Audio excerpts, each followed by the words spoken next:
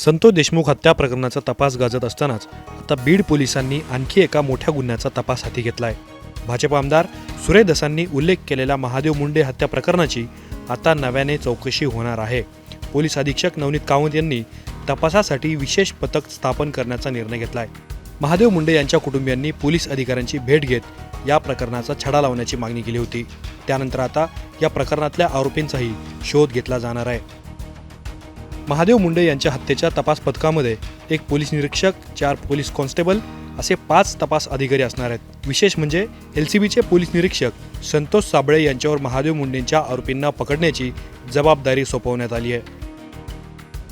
महादेव मुंडे यांची 21 ऑक्टोबर 2023 मध्ये परळीच्या भर चौकामध्ये निर्गुण हत्या करण्यात आली होती। या प्रकरणामध्ये आतापर्यंत एकाही आरोपीला अटक करण्यात आलेली नाही आहे। या प्रकरणाच्या चौकशीवर सुरेश धस यांनी बोट ठेवलेलं होतं। तसेच संतोष देशमुख हत्या प्रकरणामुळेही महादेव मुंडेंच्या मारेकऱ्यांचा शोध घेण्यात यावा अशी मागणी जोर धरत होती। त्यामुळे आता महादेव मुंडेंचे मारेकरी सापडणार का, नवं पथक कशा पद्धतीने चौकशी करणार याबद्दलच्या चर्चा सुरू झालेल्या आहेत। ब्युरो रिपोर्ट, मुंबई तक।